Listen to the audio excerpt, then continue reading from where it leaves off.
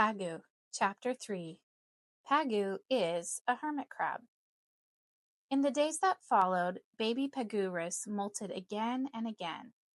He ate, grew stuffed, kicked off his armor, and came out a little bigger each time, and with a few more improvements. He still didn't look like a hermit crab. He rode the wild waters away from the coast and its tide pools, and so he never had seen his grown-up relations.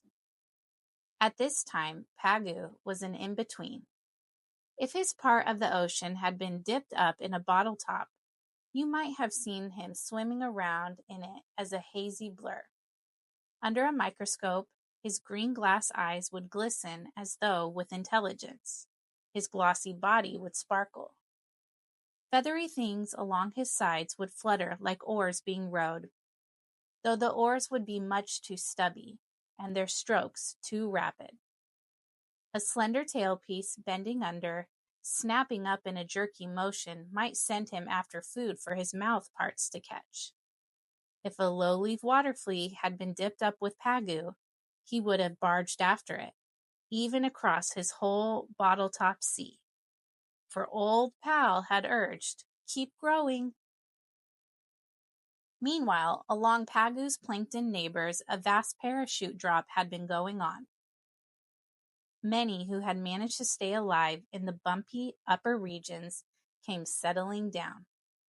They had floated aloft as helpless youngsters. Now, one by one, they dropped below to a more settled life along sea bottom. They might die by the billions, but billions would live and keep going on in the ancient ways of the sea. One day, after another hard molting, a new Pagoo popped out of his skin. He wasn't the same old baby in a larger size. He was a new model, different.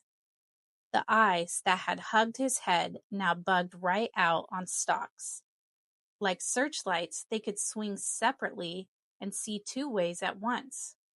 Very useful for living in an ocean. Feathery fronds still helped steer food to his mouth, but Pagoo now had jointed limbs. 5 to a side there were, long and short, 10 altogether. The 2 front ones moved like arms. Why, Pagoo looked like a tiny crawfish, complete with handy claws. So he would be able to box his way in the world after all. And along with these boxing claws went a better helmet and armor for his upper body. The lower half of him was a strong abdomen ending in a tail paddle. One slap of that paddle could send Pagoo scooting like a lobster. But crawfish and lobsters are not crabs. Even Pagoo would never become a true crab.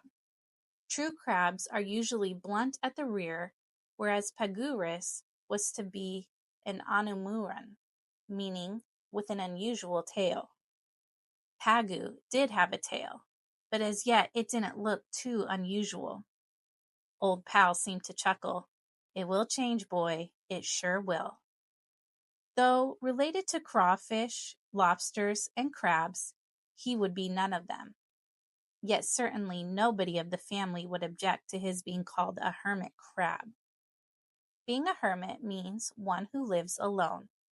Well, old instinct lived with Pagoo, but only as the wisest part of him. Baby Pagoorus was quite a boy now, with his legs, long feelers, and claws, matched and even, one side like the other.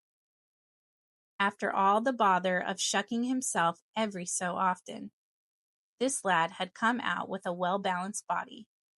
It seemed a safe bet that Pagoo would turn into something important, with the grand look of importance you often see on a city alderman, or on a lobster. This boy did have promise, but old pal whispered, "Watch it, son. You're not there yet." Then it happened. Pagoo molted again. And now, after all, he was an anumuran. He had kept most of his abdomen, but it was so very unusual as to be downright peculiar. Poor Pagoo had come from that round of shedding his crust as though he had lost the fight entirely. It seemed that the whole world must have rolled over Pagoo, leaving him lopsided. His eyes still goggled on their stalks.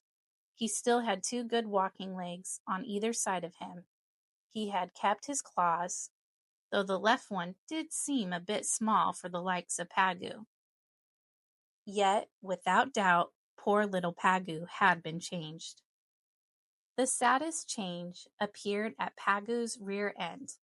No longer did his bottom half look important, like that of a city alderman or a lobster.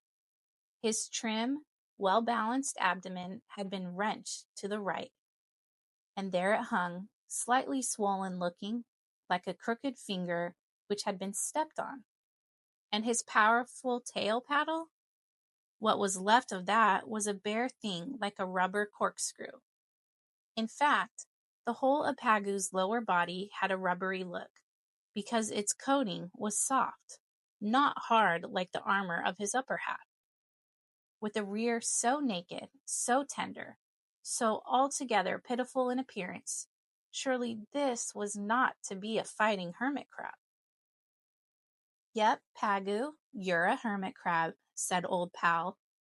"Of course, there'll be a few slight alterations here and there, but nothing much.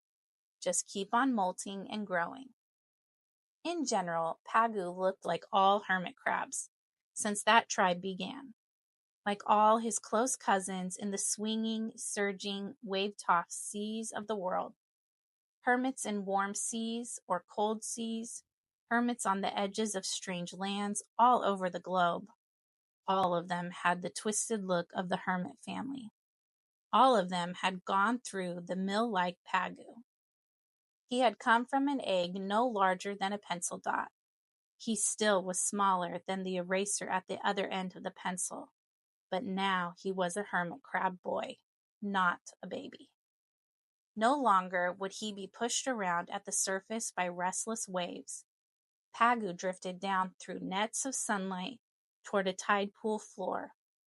Old instinct was there to help him find that rocky shore with all its shallow, sandy places. Though now he was a young boy hermit, Pagoo did not feel very important.